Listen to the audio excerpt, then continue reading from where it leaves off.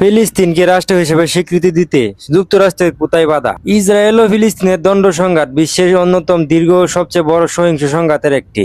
এর সূত্রপাত 100 বছরের বেশি আগে। দীর্ঘ এ সময় ইসরায়েল ও আরব দেশগুলোর মধ্যে কয়েক দফা যুদ্ধ বেঁধেছে। ফিলিস্তিনিদের ইসরায়েল বিরোধী অভ্যুত্থান, ইন্তিফাদা হয়েছে ফিলিস্তিনিদের বিরুদ্ধে পাল্টা ইসরায়েলি প্রতিশোধ ও দমন অভিযান। ফিলিস্তিনিদের রাষ্ট্র গঠন ও স্বাধীনতার অধিকার নিয়ে ঐতিহাসিক এই বিবাদের সাম্প্রতিকতম ফলাফল গাজায় ইসরায়েলি হামাসের মধ্যে চলা যুদ্ধ।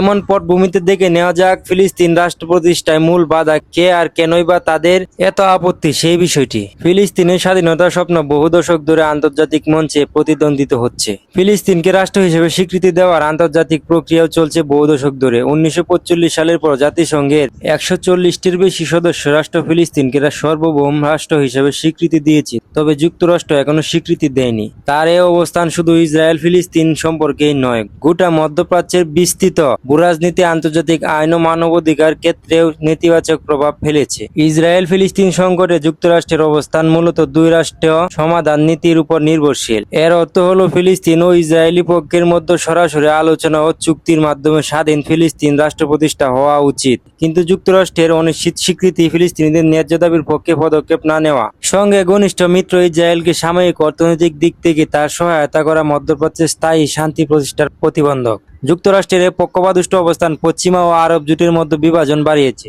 শান্তি প্রক্রিয়ায় বাধা সৃষ্টি করেছে এবং ফিলিস্তিন জনগণের আন্তর্জাতিক মর্যাদা সীমিত করেছে। বিপরীতে ইসরায়েলকে রাজনৈতিক ও সামরিকভাবে শক্তিশালী আন্তর্জাতিক ফোরামগুলো একগুঁয়ে ও বেপরোয়া রাষ্ট্র হিসেবে প্রতিষ্ঠিত করেছে এ নীতি। আন্তর্জাতিক স্বীকৃতি ও জাতিসংঘের ফিলিস্তিনের অবস্থান। 2012 সালে জাতিসংঘ সাধারণ পরিষদের অধিবেশনে ফিলিস্তিনকে সদস্য বহির্ভূত পর্যবেক্ষক রাষ্ট্র হিসেবে স্বীকৃতি দেওয়া হয়। পরে 2015 সালের মধ্যে 138টি দেশ ফিলিস্তিনকে সার্বভৌম রাষ্ট্র হিসেবে স্বীকৃতি দেয়। 2024 সালের এপ্রিল মাসে ফিলিস্তিনের পূর্ণ সদস্যপদ অর্জনের প্রস্তাব নিরাপত্তা পরিষদে উত্থাপন করা হয়, কিন্তু যুক্তরাষ্ট্র তা ভেটো দিয়ে থামায়। পরবর্তী মাস মে 2024 সাধারণ অধিবেশনে একটি প্রস্তাব পাস হয়। এ প্রস্তাব ফিলিস্তিনকে জাতিসংঘের পূর্ণ সদস্য হওয়ার যোগ্য হিসাবে বিবেচনা ও নিরাপত্তা পরিষদের বিষয়টি পুনর্বিবেচনা করতে উৎসাহী হতে বলে। বর্তমানে বিশ্বের প্রায় 147টি রাষ্ট্র ফিলিস্তিনকে স্বীকৃতি দিয়েছে, তবে জাতিসংঘ পূর্ণ সদস্যপদ এখনো হয়নি ফিলিস্তিনে।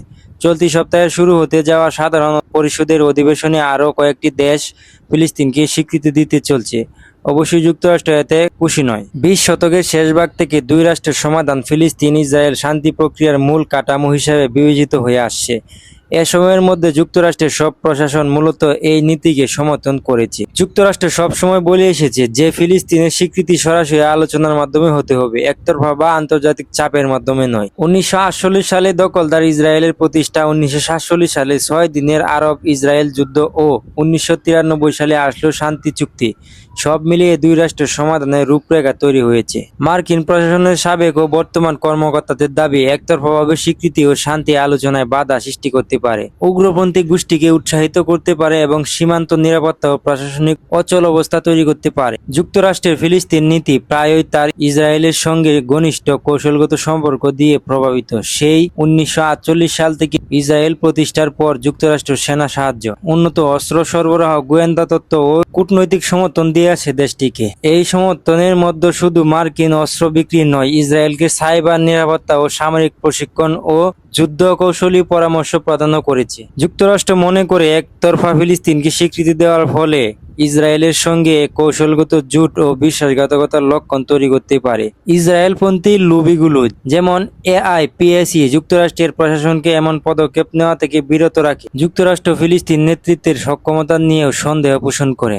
দেশটির যুক্তিপাতা পশ্চিম তীর ও মহাসাগরের গাজা মধ্য বিভাজন ফিলিস্তিনের স্বীকৃতির জন্য উপযুক্ত নয়। ফিলিস্তিন স্বাধীনতাকামী সংগঠন হামাসকে যুক্তরাষ্ট্র ও এর মিত্রা সন্ত্রাসী সংগঠন হিসেবে মনে করে। গাজা ও পশ্চিম তীরে প্রশাসনিক অচলাবস্থা, মানসিক সংকট ও বিদ্যুৎ ও পানীয় জলের অভাব এসব ফিলিস্তিনকে একটি কার্যকর রাষ্ট্র হিসেবে পরিচালিত হতে ব্যর্থ করবে বলে বিশ্বাস যুক্তরাষ্ট্রের। এর ফলে আন্তর্জাতিক স্বীকৃতি পেলেও ফিলিস্তিনের জন্য রাষ্ট্র পরিচালনা চ্যালেঞ্জপূর্ণ হবে।